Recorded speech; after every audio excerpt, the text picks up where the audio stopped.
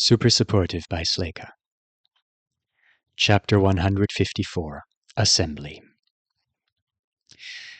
Becoming a part of Apex's sky traffic was every bit as entertaining as Alden had imagined it would be. The mother-forsaken cookie was soaring along at what he felt was the perfect altitude for a classy magical vehicle, above most of the spell users and the shapers riding around on recliners with homemade seatbelts installed, but below the super-fast or noisy stuff. It's the perfect ride, he thought. Quiet hovers big enough for company. And it looked cool. He was currently trying to convince himself that the Nonagon's coolness was the attraction whenever he noticed people down below pointing or holding up tablets and cell phones. At least drones aren't getting in our way. And there were separate rules for how the drones flew around up here where people were also flying around. Maybe those rules were for keeping them in line, or maybe his companion was just the sort of person that even the most entitled gawkers knew to keep a respectful distance from. Esh-Erdi, ultra-powerful chaos-fighting knight, had scooched himself over to the edge so that he could swing his feet, point eyes and hands in 2 different directions at all times, and comment on the things he found interesting. That person has awful technique. I hope it's their own fault and not a result of bad talent design. There are so many types of dogs. Look, that's a pull-me-over spell. What kind of game is played in that outdoor gaming board? Alden peered down through the transparent surface of the Nonagon. Tennis, he said, spotting the court on a rooftop. You hit balls with stiff nets on sticks. Rackets wasn't in his Artonan repertoire. Esh-Erdi nodded, then he moved right along to the next curiosity. They've built their own flyer out of mover discs! At the name of the familiar devices, Alden looked around again, searching for anyone that might be using them. The area they were passing over was mostly unharmed, but isolated patches had experienced flooding. On the street immediately below them, waterlogged and damaged possessions were being piled in front of buildings. And there, flying at roof level along the street, was a yellow 2-seater car, covered in mover discs that looked identical to the ones Alden had learned to control at the lab. An Anesidoran flag was flapping on the car's roof, and there was some kind of a banner hanging from the trunk. Alden couldn't read it, but when he focused, the driver's public name tag came up on his interface. Right now, his or her name was listed as Sea Sway with stress-relieving altars offers ring flights between F and Apex, plus heavy lifting, 900 Argolds per hour. That's so expensive! It's probably one of the cheaper ways of making your own flyer if you can't cast spells, said Esh-Erdi, but I wonder if they know how quickly those discs burn out. They're going to have to keep applying new ones. Alden had meant the hourly rate the Sway was charging for their variety of service, but that was interesting. I used mover discs to flip a car that had overturned on Thagund. There were lots of them at the laboratory, but almost none of them worked. I thought they were chaos damaged. I'm sure they were, said Esh-Erdi, but they're not stalewart tools at the best of times. Traditional enchanters get so offended by the quantity and quality of products that come from Fituna repeaters. Alden took one more look at the car. Cheap flotation enchantments would be fun to practice his skill on, even if they were flimsy. Mental note, find, price, and experiment on some of those discs. He wondered if mental notes could find room to stick in his head. Now that they were actually in the city, a frantic damage control program was running in his background, slightly dimming his enjoyment of the flight and scrambling his thoughts. If someone had tried to read his mind, they'd get no secrets about Matadero. Instead, they'd have his stream of consciousness. The Nonagon is so much better than that guy's ride. I wonder if I can find somewhere empty on campus so nobody sees me land. I bet I'm on the internet again. Yeah. Maybe they're all too focused on Esh-Erdi to wonder why I'm here. He'd probably like horses. Knights and horses are a natural combo. How am I going to explain this to everyone at school so that they're less weird about it? I'm getting so much better at maneuvering. I know I can do a loop-the-loop with this thing. He tried to rein it all in. They were getting close to campus. Thank you for teaching me to fly. I needed it this morning. It's really fun. The 9-edged son whose own mother forsakes him is fun? It had been several minutes since they'd worked the name into the conversation. The 9-edged son whose own mother forsakes him is very fun, Alden agreed. Esh-Erdi made a pleased trill of noise that most humans would have struggled to mimic.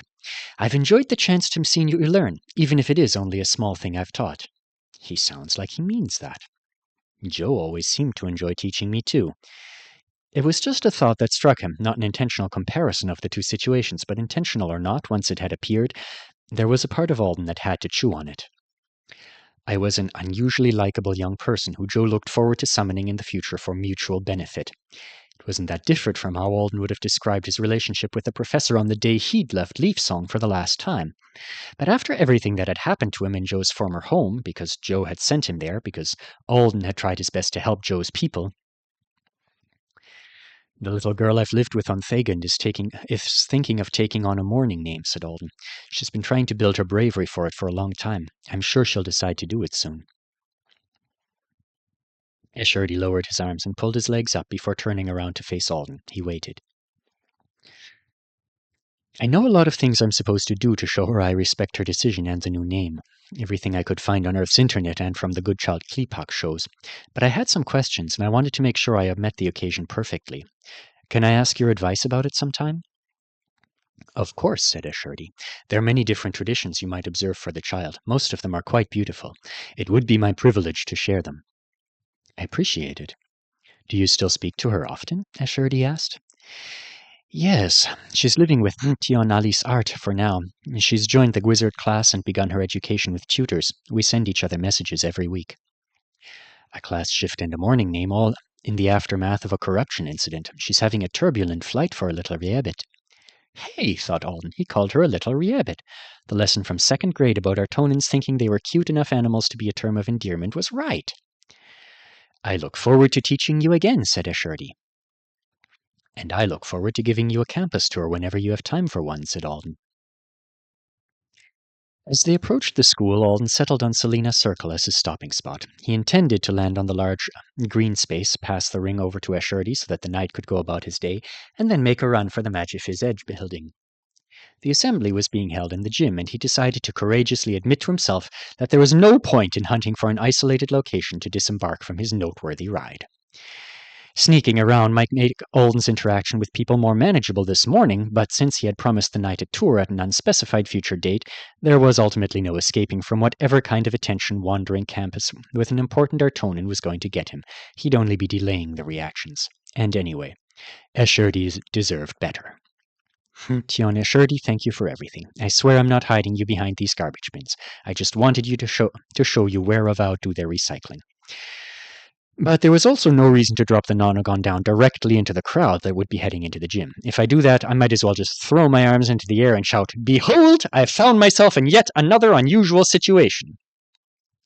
Sleyca Circle was close enough to his destination, and it shouldn't be crowded if all the students were gathered elsewhere. At least that was what he'd assumed until he saw it. There are domes, said Alden, staring down at the circle in surprise. The domes are new. Emergency houses that looked like mini versions of Alice Art's travel dome had appeared, forming an instant neighborhood. They were arrayed in curves covering the grass. Quite a few people were moving around in the area. I'll set us down somewhere. This is convenient, Escherdy said. Drusi has stationed herself here. I should greet her in person. Alden had been about to say he would set the nonagon down somewhere else, but okay. He aimed for the sidewalk on the edge of the emergency housing and lowered them toward it. Who is Drusi? There were a couple of Artonans visible, unpacking what looked like another dome on the far curve of the circle. She's a votary to Lindota, and also her cousin, Drusiota. Alden just hated it when the system translated a word he didn't know with another word he didn't know. He'd have to find the definition when he wasn't listening, landing, and looking through the platform to make sure none of the people who were staring up at them were actually going to run over and try to say hi.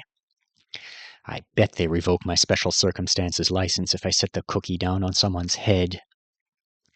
Drusi arrived in the night, said Escherdy. She will monitor any Artonans who approach you, to ensure Bashnor doesn't send anyone to pester you or question you. He shouldn't, since I've told him not to, and I've already spread your account of events to important ears. At the moment, he doesn't seem inclined to behave inappropriately.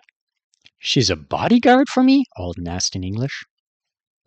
I should have asked more questions about what he meant when he said someone would keep an eye and a mind on me until he was sure Bashnor was going to leave me out of his drama.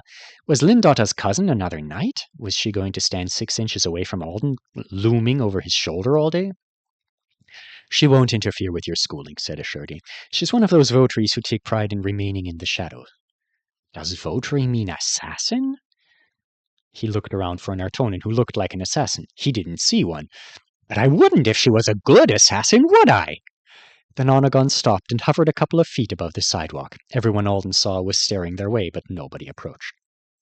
He held back a sigh, hopped off the platform, and removed the ring. He held it out toward Escherdy. Keep it for now, said Asherdy. Use it to travel wherever you like. Alden looked from him to the ring, surprised. I'll be fine without it. Don't you need it? You're already granting me your patience by agreeing to remain at the cube for a few more days while I take my time handling all the matters that might trouble you and Zeredy Und in the future. So he's thinking it's going to be a few days, then. Alden hadn't minded much when Asherdy asked him if he would stay at Matadero a while longer. Healing, a private and quiet room, no human authorities bothering him for details about dead avowed, no ambassadors trying to trick him into incriminating insistence they didn't like. It wasn't a bad situation for him. But now that his feet were on campus, just a quick walk from Garden Hall, he craved his dorm room. Asherdy went on, while you can be here, and while I'm confident you are watched by the contract and a competent votary, it totally means assassin. I hope you will relax and freely take care of whatever matters need your attention. Go back to the cube when you want to, or wait for Druziata or me to tell you it's time. Until then, enjoy your school. If our meeting finishes early, have fun flying the nine-edged sun whose own mother forsakes him. He smiled. Don't crash it into anything. It will make me feel like an unworthy instructor. And then, before Alden could think of a reason why he shouldn't be given free use of the nonagon, Asherdy was walking away. Alden stared down at the flying platform, feeling torn. He absolutely wanted to play with it more, but still... I thought I was going to hand you over to him after we parked, he said. If he's giving you to me for the whole day, what do I do with you? Even if he knew how to fly it, he didn't have any idea how to store it. It didn't feel right to leave it at ground level where anyone could mess with it. Guess it comes with me instead? Why did I waste so much energy worrying about subtlety? He sat back down on the edge of the platform and directed it to lift him just high enough off the pavement so that his feet wouldn't drag. Let's go to school.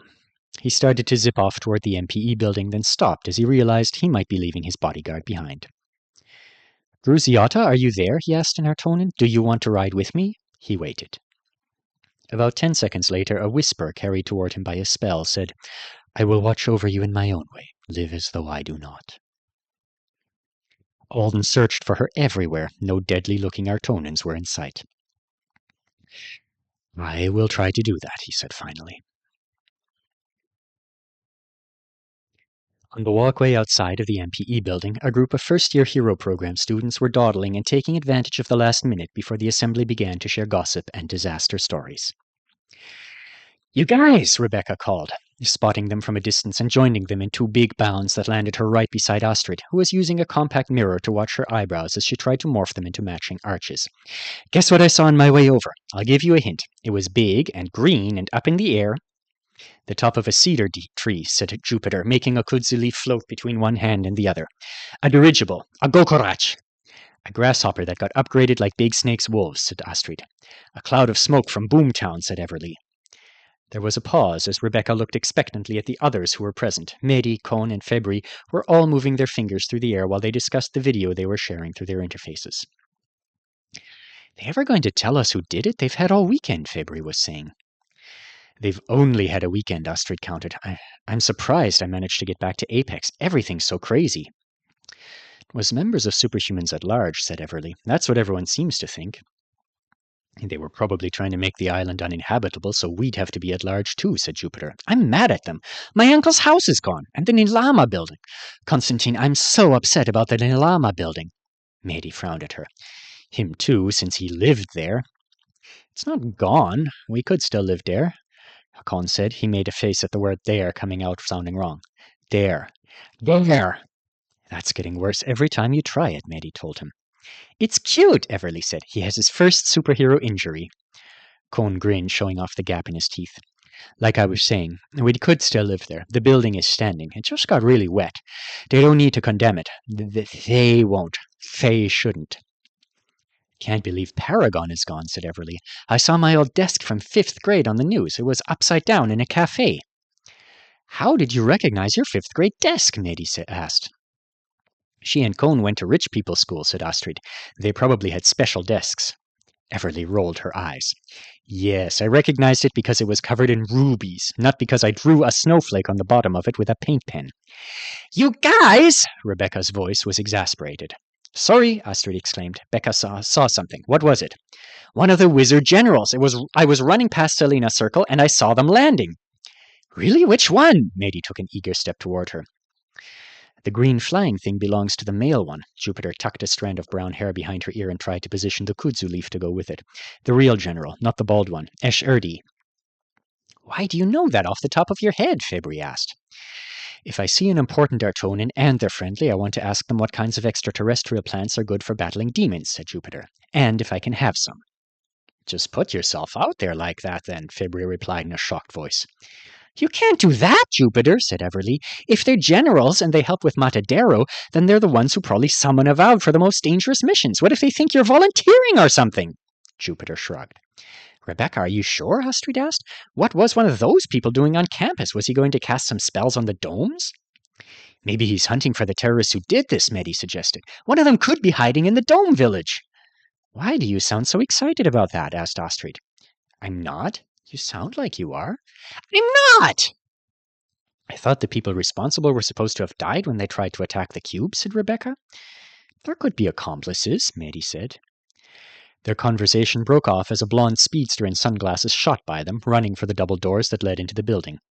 A fraction of a second later, another figure blazed past the first and stopped with pinpoint precision in front of the doors just in time to open them before the other boy arrived. Finlay gave Winston a sarcastic bow. That seems to have escalated, Everly muttered. They all watched Winston bristle and take off, heading around the building for the back entrance instead. Now that whatever that was is over, said Rebecca, once the speedsters were gone, I don't think the general would be looking for terrorists. He had a student with him, in our uniform. Maybe they assigned someone to show him around, Astrid suggested. Maybe he summoned a Selena North student to be his personal Avowed helper, said Mady. Whoever it is will probably get so much Argold, even more than Jeffy. Everly shook her head. What kind of help do you think a wizard that powerful needs from a student? A translator, in case he doesn't like the ones the system gives? Or maybe it's someone really gifted and he's taking an interest and giving them some extra stuff, Mady said, his enthusiasm growing. Like special instruction? Asked Febri. Or special plants, said Jupiter. Or a spell impression no one else has access to, said Mady. Or maybe the student is Alden Thorn. Cone swiped his system windows away and fixed his eyes over Rebecca's shoulder. And we can just ask him. Mady snorted. Good one. Even generals probably need rabbits for... Oh, you mean... Febri stood on his tiptoes, his eyebrows lifting. Cone glanced at Mady. I don't know what you were about to say, but I think it's lucky you stopped. It wasn't anything bad, Mady grumbled. The girls all turned to see where the boys were looking. A green flying platform was headed toward them. Alden Thorn rode on the front of it, one hand extended as if to direct it, the other rummaging through his messenger bag. Rebecca, you didn't recognize Alden? Everly gasped. Was he really far away when you saw him? No, Rebecca's face turned embarrassed, but he doesn't ever wear the school uniform. He looks different. Astrid was laughing. I associate him with brown hoodies, green plaid, and radishes, murmured Jupiter. Keep this safe for me. I'm going to ask him about the general. She thrust her leaf in Everly's face. Thanks to this bunch, I'm now late, Alden thought, watching his classmates poke, stroke, and take pictures with the nonagon. Fortunately, a lot of other people seemed to be late, too. Students were still dashing toward the gym.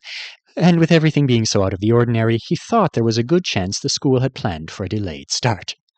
But he would have hurried inside if this group hadn't surrounded him and lost their minds.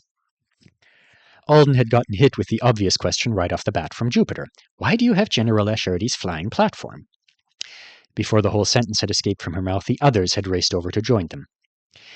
Because I've been with a healer friend of his, Alden had pointed at his boot for proof of injury. He didn't want me to miss school. I guess he didn't want me walking around on the hurt foot, and he was being kind, so... He'd braced for follow-up questions that would have dramatic answers. How did you get hurt? Where exactly were you staying all weekend? Why was a general involved at all? But he should have realized his broken bones and living arrangements weren't the most interesting thing he had going on. How fast does it go? Fibri asked. Is it hard to fly? Asked Everly. I want to touch it, said Astrid. Can I touch it? Mady was already tapping on the edge of it with a tip of a single pinky, jerking his hand back as soon as he made contact, as if he was afraid it might burn him. That would be fine, Alden said. Don't try to hit it or anything. Maybe after the assembly you can... As soon as he said fine, they were all over it, and all the questions turned into, how fast? How high? How long do we get to keep it? What do you mean we? And I'm probably just going to have it for today, said Alden. He was relieved he'd misjudged their priorities. If the flying nonagon itself was going to be more exciting than the details of how he came to be in a situation where he needed and could obtain a magic vehicle, then that would make navigating conversations much easier. And we've got a meeting to go to, he added. Clone slid off the platform and stepped over to stand beside Alden while he sent the nonagon toward a place he thought seemed relatively safe, up high and as flat against the wall of the building as he could get it. It's so much harder to direct from off the ground. What if it turns off? Cone asked, gazing up at it. Will it fall and break? His voice sounded different thanks to the missing teeth. He also had a giant gap. It looked so much bigger now, in daylight, when they weren't all scared of dying. Sorry, man. I think its default state is floating a few feet in the air. You don't know? Matey asked. Do I look like I fly one of these every day? I just used it for the first time half an hour ago. I bet I could fly, Matey started. Tion assured he doesn't want me to loan the ring to anyone else, Alden said quickly. He didn't know if that was true or not, but he was going to operate as if it was a hard rule. The last thing he needed was some adrenaline-hungry idiot trying to levitate themselves into the stratosphere on it. They headed for the doors in a loose pack. Astrid was so busy staring at the nonagon that she almost tripped.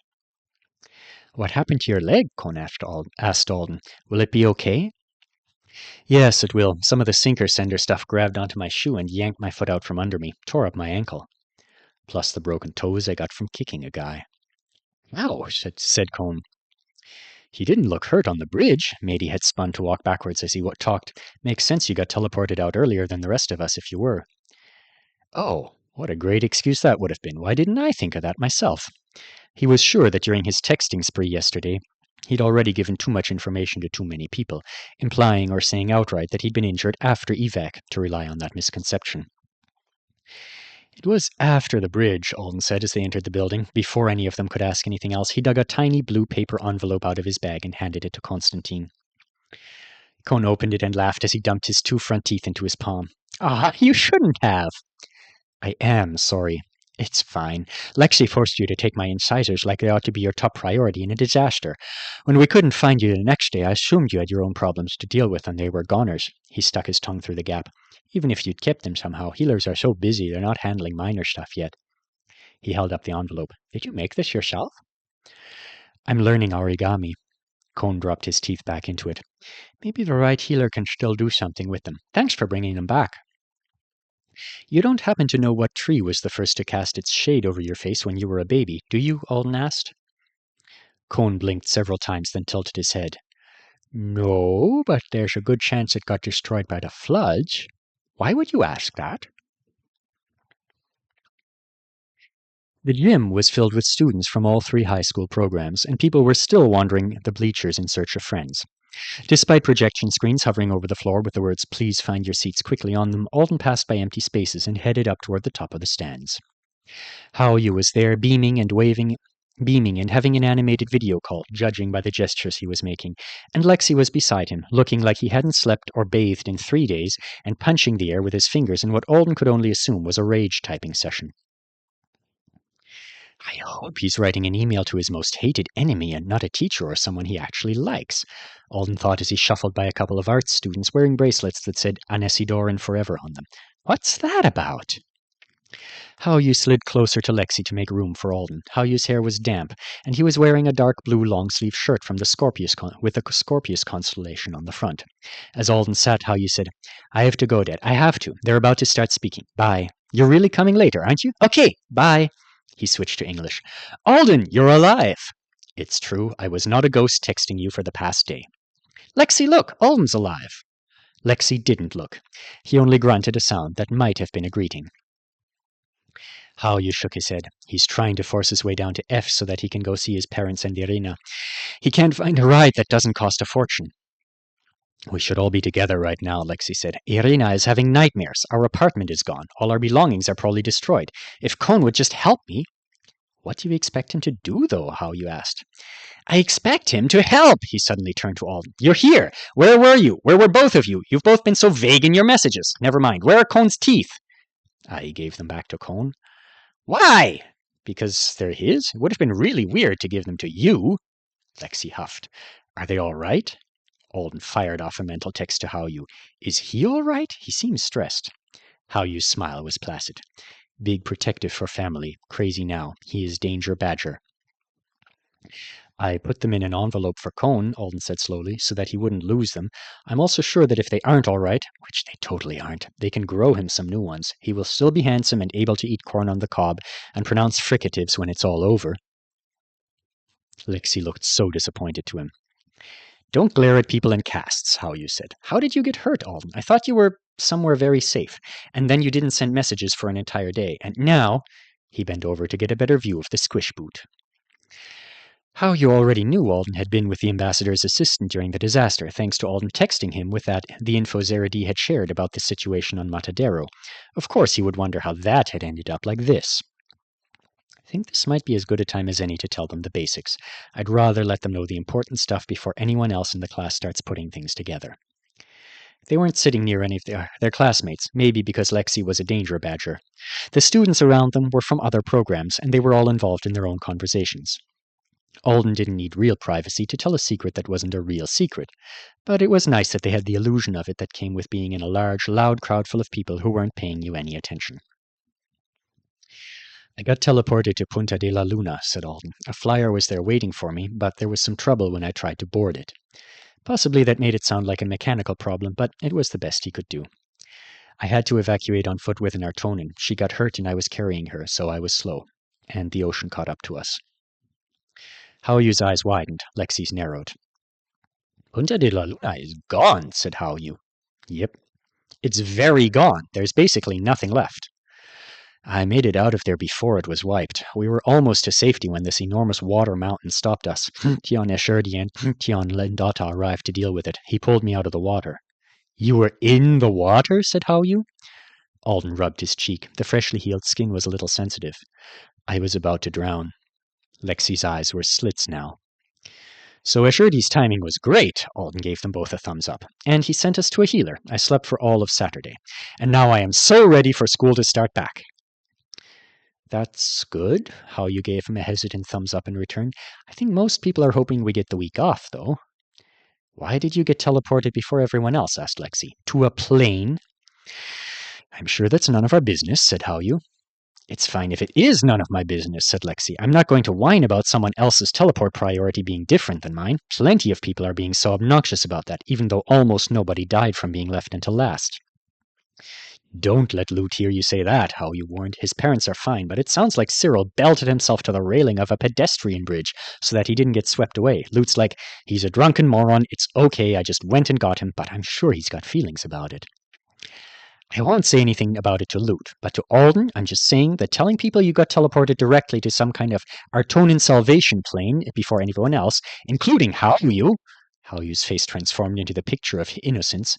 Don't think none of us noticed how fast you disappeared, Lexi said to him. But at least it makes sense in your case. For Alden, I'm telling him that this sounds noteworthy and confusing. He says he wants to know when things he does are noteworthy and confusing. Now he knows, so he won't call more attention to this one. I'm helping him. Thank you, Lexi, said Alden, but I already rode to school on Esherdi's magic flying platform. I think I saw that thing on the news, Hao-Yu exclaimed. Is it the green one? It's called The Nine-Edged Son Whose Own Mother Forsakes Him, said Alden. No, said Lexi. They both looked at him. Why would you ride to school on an Artonin general's flying thing? Lexi whispered. There's no point in whispering, said Alden. People all over Apex saw us on the way here. We slowed down to look at some of their dogs. Are you serious right now? He let me keep it for the day. It's parked outside. Alden held up his hand. I drive it with this cool ring. Hao-Yu leaned closer to see the green band. Lexi's face was doing things so expressive they almost had sound effects. Ugh! No! Stupid Globy! What is he? What is he? Let him be my roommate! He told me he had a cat like that might be a deal-breaker. He never mentioned all the wizards! I really like being roommates with you, Lexi. Lexi drew back from him. Why are you randomly saying that? Do you think it's going to distract me from everything else you said? I just felt it was necessary. Alden cleared his throat. He lowered his own voice. To answer your question, the Artonins gave me a higher teleportation priority because I have a commendation. Lexi froze. Hao-Yu had been trying to study the logograms on the ring. He went still too, but his brown eyes flicked up. They met Alden's through the gap in his splayed fingers. Do you really? he said quietly. Alden nodded. Oh, I thought whatever you went through was probably worse than you said. He glanced down. Must have been. Lexi slowly thawed and started shifting in his seat. What was it for, if you don't mind me?